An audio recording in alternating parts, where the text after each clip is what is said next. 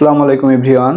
আজকে আমরা কারেকশনের সবথেকে সুন্দর একটা সাজানো গোছানো ক্লাস করব। এই ক্লাসটা করলে তোমরা এখান থেকে পরীক্ষায় কিন্তু অনেকগুলো কমন পাবা। তো দেখো, আমি এখানে বোর্ডে কয়েকটা সেন্টেন্স লিখে রাখছি কারেকশনের, যেগুলো আমাদের পরীক্ষায় আসার মতো কয়েকটা কারেকশন। তো এগুলো কিভাবে কারেক্ট করতে হয় সেটা আমরা এখন দেখব। তো দেখো, আমাদের প্রথম যে সেন্টেন্সটা আছে যে do you know where does he live. এখন এই বাক্যটায় আমাদের কিন্তু দুইটা ইন্টারোগেটিভ সেন্টেন্স আছে। এই বাক্যে দুইটা ইন্টারোগেটিভ সেন্টেন্স। প্রথমটা দেখো, এই যে ডু ইউ নো, এটা একটা ইন্টারোগেটিভ সেন্টেন্স। আবার where does he lives, he live, এটা কিন্তু আরেকটা ইন্টারোগেটিভ সেন্টেন্স। তো আমাদের এরকম যদি একটা বাক্যের মধ্যে কারেকশনে আমাদের যদি দুইটা ইন্টারোগেটিভ সেন্টেন্স আসে, তাহলে আমাদের একটাকে রাখতে হবে এবং আরেকটাকে অ্যাসার্টিভ বানাতে হবে। তো এই বাক্যটাকে কিভাবে আমরা কারেক্ট করতে পারি?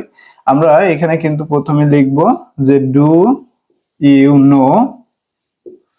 এবার দেখো, এখানে আমাদের হোয়ার শব্দটা আছে না, এই ডাব্লিউএস কোশ্চেনের পরে যদি কোনো আমাদের ভার্ব বসে সরাসরি, তাহলে সেটা ইন্টারোগেটিভ হয়ে যায়। তাহলে যদি আমরা জাস্ট এই ডাসটাকে উঠাই দিই, তাহলে কিন্তু এটা আমাদের অ্যাসার্টিভের মতো কাজ করবে। তো আমরা এখানে লিখবো কি যে হোয়ার, এই ডাসটাকে আমরা উঠাই দিব হোয়ার হি। আর যেহেতু আমরা ডাসটাকে উঠাই দিব, সেহেতু আমাদের এই যে লিভ আছে, এই লিভের সাথে কিন্তু এস বাই এস যোগ হবে, L I V E S, lives. তাহলে এটা কিন্তু আমাদের একটা ইন্টারোগেটিভ সেন্টেন্সে পরিণত হবে। তোমাদের মনে রাখতে হবে, যদি কারেকশনে আমাদের দুইটা ইন্টারোগেটিভ সেন্টেন্স আসে, তাহলে সেখান থেকে একটা বাদ দিয়ে আরেকটা আমাদের করতে হবে। পরেরটা দেখো, এখানে আছে এভরি মাদার লাভস দেয়ার চাইল্ড। তো এখানে ভুলটা দেখো, এই যে দেয়ারে আছে, কিন্তু যেহেতু এভরি মাদার বলছে প্রতিটা মা, তো এভরি মাদার আমরা জানি যে এভরি যুক্ত এরকম নাউন থাকলে আমাদের দেখো, এটা বোঝার আরো একটা উপায় আছে। সেটা হলো যে দেখো লাভস আছে, তাহলে যদি আমাদের এই এভরি মাদারটা যদি সিঙ্গুলার না হয়, তাহলে আমাদের কিন্তু এখানে লাভস হতো না, এখানে কিন্তু তখন হতো কি লাভ। তো যেহেতু এভরি মাদারের পরে লাভস আছে, তাহলে এখানে দেয়ার হওয়ার কোনো সুযোগ নাই। তাহলে এটাকে আমাদের পরিবর্তন করতে হবে। তো দেখো, তাহলে এটার উত্তরটা কি হবে আমাদের, যে আমরা লিখবো এভরি মাদার লাভস, এখানে দেয়ার আছে না, যেহেতু মায়ের কথা বলছে, তাহলে মাদারের এখানে আমরা কি লিখবো, হার চাইল্ড। ঠিক আছে, এটা কিন্তু খুবই ইম্পর্টেন্ট একটা কারেকশন। এটা আমাদের কিন্তু 3 স্টার দিয়ে দিলাম, এটা কিন্তু পরীক্ষা আসার সম্ভাবনা অনেক বেশি। পরেরটা দেখো, এখানে আছে কি I like the baby which does not, don't Cry. তো দেখো, I like the baby which don't Cry. এখন আই লাইক দ্য বেবি, আমি বেবিটিকে পছন্দ করি, হুইচ ডোন্ট ক্রাই, এখানে আমাদের ভুলটা কোথায় আছে দেখো। এই বাক্যটা আমাদের I like the baby which don't Cry. এখন আই লাইক দ্য বেবি, আমি বেবিটাকে পছন্দ করি, তাই এখন হুইজ কাকে নির্দেশ করতেছে, বেবিকে নির্দেশ করতেছে না। তাহলে এখানে বেবিটা হলো সিঙ্গুলার, তাহলে হুইজ যখন বেবিটাকে নির্দেশ করতেছে, তখন তো এখানে ডোন্ট হওয়ার কোনো সুযোগ নাই। এখানে আমাদের তখন কি হবে বলতো, যে এখানে ডাজ নট নিয়ে আসতে হবে, কিন্তু আমাদের ডাজেন্ট নিয়ে আসতে হবে। তবে সঠিক উত্তরটা কি হবে, আমরা এখানে লিখবো কি যে I like the baby which doesn't cry. তাহলে এটা কিন্তু আমাদের একটা কারেক্ট সেন্টেন্স হবে। তো দেখো, পরেরটা কি আছে, many a men, many a men, এই মেনি এর পরে এখানে কিন্তু প্লুরাল দিছে, আবার এখানে আর দিছে, অ্যাবসেন্ট লেখা আছে। তো দেখো, এই বাক্যটা ভুল রয়েছে দুইটা জায়গায়। একটা হলো মেনি এর পরে আমাদের এখানে সিঙ্গুলার নাউন এবং সিঙ্গুলার ভার্ব বসাতে হবে।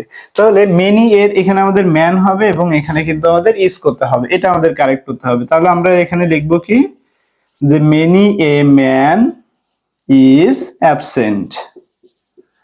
তাহলে এইটা কিন্তু আমাদের এই বাক্যটা রাইট হবে। ঠিক একইভাবে দেখো, পরেরটা আমরা খেয়াল করি যে এ গ্রেট মেনি, যদি এ গ্রেট মেনি আসে আমাদের পরীক্ষায়, তাহলে আমাদের মনে রাখতে হবে সাবজেক্টটা প্লুরাল হবে এবং ভার্বটা প্লুরাল হবে। তাহলে এটার উত্তর কি হবে, এ গ্রেট মেনি বয়েজ। আর এখানে হ্যাজ আছে, তাহলে আমরা জানি কি যে হ্যাজ হলো থার্ড পারসন সিঙ্গুলারে ব্যবহৃত হয়। পাঁচটা জিনিস মনে রাখতে হবে, হি, শি, ইট, একজন ব্যক্তি, একটা বস্তু। এই যে একজন ব্যক্তির নাম এবং একটা বস্তু যদি এরকম হয়, তাহলে আমাদের সেখানে হ্যাজ হয়, আর অন্যগুলোর ক্ষেত্রে আমরা হ্যাভ লিখবো। তাহলে এখানে আমরা কি লিখবো, এখানে হ্যাভ লিখবো, হ্যাভ কাম। এই বাক্যটা তাহলে আমাদের রাইট হবে। পরেরটা দেখো, এখানে wait here until I don't come. তো দেখো এখানে যে বাক্যটা আছে আমাদের, এই বাক্যের মধ্যে আনটিল এটা একটা নেগেটিভ অর্থ প্রকাশ করে, আবার এখানে আমাদের এই যে ডোন্ট শব্দটা আছে, তাহলে একটা বাক্যের মধ্যে ডাবল নেগেটিভ হয় না, এটাকে আমাদের খেয়াল রাখতে হবে যে একটা বাক্যের মধ্যে আমাদের কিন্তু ডাবল নেগেটিভ করা যাবে না। তাহলে এটা রাইট উত্তর কি হবে? Wait here until, sorry, UNTILL until I come. Just এটা আমাদের লিখে দিতে হবে, এখানে ডোন্টটাকে জাস্ট আমাদের উঠাই দিতে হবে। এট দ্য লাস্ট ওয়ান দেখো এখানে কি আছে যে if you come I will go. তো দেখো এখান থেকে এই যে আমাদের মেনি নিয়মটা, এই মেনি নিয়মটা কিন্তু অনেক ইম্পর্টেন্ট, এটা কিন্তু পরীক্ষায় আমাদের অনেক বেশি আসে। তারপরে এই যে ইফ এর নিয়ম, এটা কিন্তু 100% তোমরা পাবা। ইফ এর নিয়ম এটা রাইট ফর্মস অফ ভার্বে থাকে, অথবা এখানে কারেকশনে কিন্তু আমাদের দিয়ে দেয়। তো দেখো if you come I would go, আমাদের মনে রাখতে হবে যে ইফ দিয়ে মাত্র 3টা বাক্য তোমরা শিখে রাখলে 100% তোমরা কিন্তু মার্ক পাবা, সেটা রাইট ফর্মস অফ ভার্বে হোক বা সেটা কারেকশনে হোক, আমাদের কিন্তু আসবে।